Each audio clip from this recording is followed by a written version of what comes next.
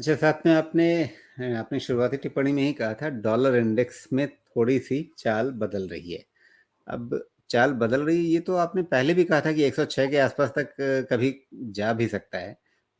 तो शायद क्या अभी जो 200 डे मूविंग एवरेज है 105-50 के आस-पास, क्या अभी ये वहीं तक जा रहा है या उसको लेकर के भी कोई मतलब संदेह है कि कहीं इससे ऊपर ना निकल जाए? नहीं, मुझे तो अभी वैसा कोई भी मूवमेंट नहीं दिख रहा कि 200 डीएमए जो अपना 106 के आसपास है, उसके ऊपर सस्टेन होने का तो कुछ नहीं दिख रहा है फिलहाल। लेकिन ये मूवमेंट आ रहा है तो ये करेक्शन अगर करेक्शन इन नेचर है तो शायद वहाँ जाके फिर डॉलर इंडेक्स को स्टॉप हो जाना चाहिए। तो 106 जी। 7 ये सब रेंज तक तो कोई ज़्यादा दिक्कत है नहीं, सोच-समझ है नहीं। बहुत ज़्यादा दिक्कत नहीं होनी चाहिए वहाँ पे। फिर देखते हैं अगर 200 डीएमए के ऊपर जाता है तो फिर सही कहीं न कहीं तो थोड़ा पैनिक क्रिएट करेगा, कि ऐसा क्यों? तो उस केस में फिर अपने रुपये पे भी प्रेशर आएगा क्योंकि रुपये बार-बार 83 चला जा रहा है, ऐसा नहीं है कि डेप्रिशिएट होके नहीं जा रहा है। वो एक बड़ा डर बना हुआ है बिकॉज़ 83 के निकलने के बाद फिर एक्चुअली 86 के पहले कोई ढंग की जगह नहीं बनती है और उतना तो बहुत ज़्यादा मुश्किल हो जाएगी। अपने को तो बहुत ज़्यादा मुश्किल हो जाएगी। देखते हैं क्या सीन बनता है। फिलहाल तो यही मैं देख रहा हूँ कि 200 डीएमए का रीटेस्ट होना लॉजिकल दिख रहा था, वो होगा।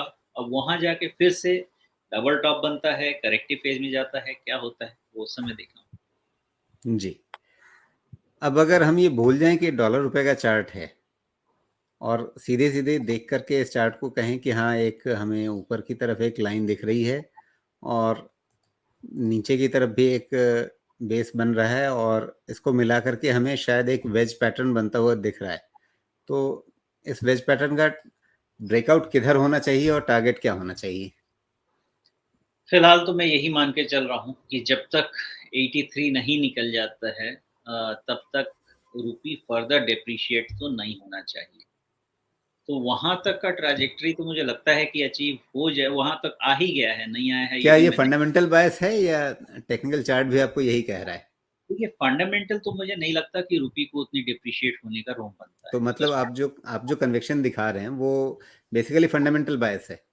नहीं, वो टेक्निकल बायस है क्योंकि फंडामेंटली मुझे करेंसी यहाँ से करेक्ट होती हुई अपनी करेंसी डेप्रिशिएट होने का ये फ़ाइनेंशियल या इसके अगले फ़ाइनेंशियल कोई रीज़न नहीं दिखता क्योंकि हमारे तरफ से ना इनफ्लो की कमी है हमारे कहीं पे, ना हमारे में किसी तरह से डेफ़िसिट बढ़ने का कोई प्रोजेक्शन है, ना हमारा रेटिंग डाउनग्रेड होने का कोई प्रोजेक्शन है या कोई सिचुएशन है। हर तरह से हम डेट नीचे ही आ रहा है हमारे कंट्री का, भले ही और कंट्रीज़ का ऊपर जा रहा हो, धीरे-धीरे इसी लेकिन हमारे कंट्री का डेट नीचे ठीक हो रहा है। तो मुझे किसी भी तरह से नहीं लग रहा कि हमारी करेंसी को डेप्रिशिएट होना चाहिए।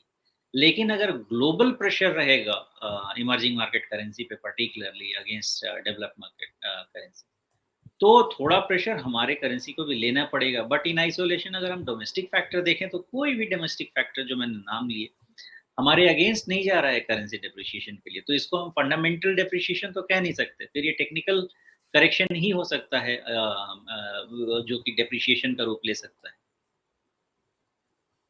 जी। तो चलिए ये अभी मोटा